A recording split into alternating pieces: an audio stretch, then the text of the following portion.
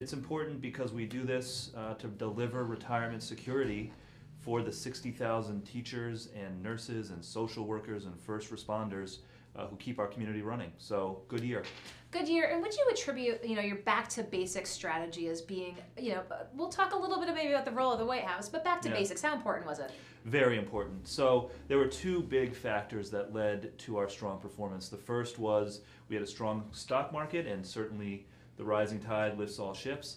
But also the back to basics investment strategy that we launched definitely made a difference. Some of the asset classes that we moved money out of were not the strongest performers. The places that we put money into did perform very well. So the strategy did make a difference in addition to the overall market environment. So do you have to give a little credit to the Trump administration for this booming stock market? Oh, it's digging in its heels. I am grateful to be on the tail end of the Obama recovery. I think the Obama recovery has been good for the pension fund and will continue to be. Okay, so we've been seeing a booming stock market, but you've captured a lot of this run-up on Wall Street. But what happens in the coming months? I mean, how do we protect ourselves then here in Rhode Island if and when the stock market's not booming as it is? That's a very good question because obviously every year is not going to be a strong year for the market. One of the things that we are doing as part of Back to Basics is we launched what is called the Crisis Protection Strategy within the pension system, and that is designed to help us in the bad years. There are certain types of investments that perform well when the market is tanking. Long-term treasuries, trend-following strategies, and so we are allocating a portion of the pension system to those more defensive asset classes that should act as a counterweight when the market rolls over. So we hope that that doesn't happen anytime soon, but there will come a time when the market has a rough year, and we want to make sure we're prepared. Mm-hmm. And let's talk a little bit, had the governor in here earlier about her $1 billion for schools. Now we know some of that is budgeted money, but this $250 million general obligation bond that she'd like to see on the ballot in November. Yeah. We know that the need is $3 billion, not just one. Is there a way to leverage even more dollars moving forward to address the overwhelming school infrastructure needs? Absolutely. So we have to get these schools fixed. It is really atrocious the way that we have let our school buildings become so run down, in some cases unsafe. And I worked very hard through the fall as one of the co-chairs of the school building task force that developed this plan.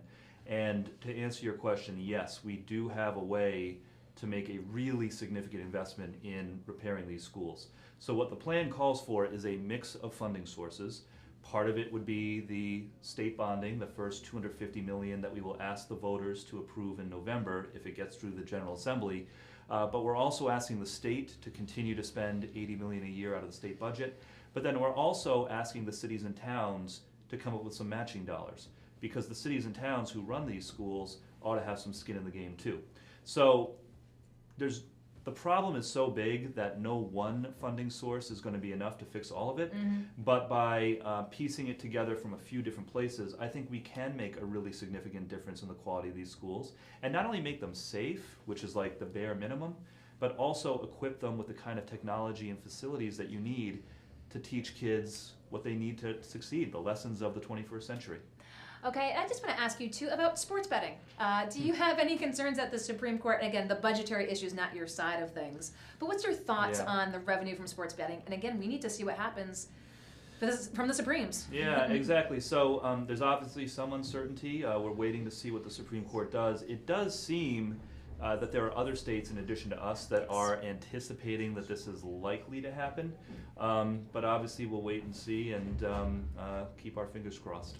Let's talk as well about the Trump administration here. I do have a question. Ramification for the PawSox bonds as the deal is put forth now that they're taxable under the Trump administration. So I believe that part of the proposed tax reform did not make it through the final version. So when tax reform was being debated that was Congress, on the table. Right, that was on the table, that bonds for sports stadiums would become taxable. That did not make it into the final version, and so. Are you keeping a close eye on this? Of course, yeah. So if the stadium plan moves forward, which I personally hope it does, that would not be an issue. So I'm sure you've been following the issue. We had the speaker in here this afternoon. Obviously, you support the proposal as put forth by the Senate. We're going to see what happens moving forward. Again, we've heard from the speaker, wants to hear more from the PawSox, going to hear what the voters want as well. But we've also heard from him it looks like going to the voters might not be on the table, but could there be another vetting process for another proposal at this juncture? Yeah, I think that now that the bill has cleared the Senate, the House, it sounds like, is going to take a hard look at it and see if they can find ways to make improvements and make it even more favorable to the taxpayer. I would argue that the plan as it exists now is one of the most taxpayer-friendly stadium proposals for AAA baseball that has happened anywhere in the country for the last 20 years. But if there is a way to make it better, then of course we should do that. So if the House is able to find a way to make it even more favorable to the taxpayers, that would be great.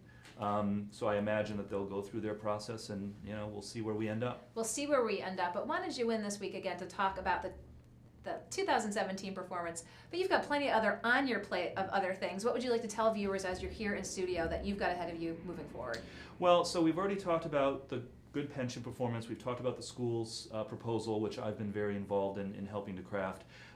The other thing that we've been working on a lot in our office lately is helping small businesses especially with access to capital so that they can grow their businesses and hire more people.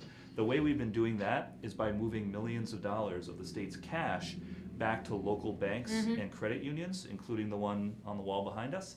And we've been tying it to small business lending. So if a local bank makes a loan to a small business for $50,000 so that they can buy a new facility or hire some new people, we'll put $50,000 of the state's cash in that bank. It's like an incentive to reward local banks and credit unions for lending to Rhode Island small businesses. Since we launched that almost a year ago to the day, we have moved almost $20 million back home to Rhode Island banks and credit unions, and we have matched and helped more than 200 small businesses get loans. So that's just an example of the way that we've been using the Treasurer's Office to help promote the local economy, and we're going to continue to try to build that out in the coming year. I was going to say, is there potential for expansion? Absolutely. Absolutely. So we have already moved $20 million. We're anticipating moving at least another $10 million in the coming months, and then we're going to look at ways to grow it from there. And so talk about tax reform. We did just touch upon it. Again, it's very new. We've been hearing, tidbits moving forward so far. Do you have some anticipation that the state could see increased revenues under this now? It's possible. Under this tax reform, there are winners and losers. There are some people who are going to come out ahead and some people who are going to come out behind. I think on net, it's been a negative for Rhode Island, particularly the limitation of the state and local tax deduction, which is something that has been important to Rhode Island taxpayers for decades. Even within Rhode Island, though, there will be winners and losers. I think it's too early to know what the effect on state revenue is going to be. When I've talked to the Department of Revenue about this, they've said that they think that the positives and negatives are going to kind of net out in terms of state revenue, but nobody really knows. So we'll see in the coming months, and again, hope for the best.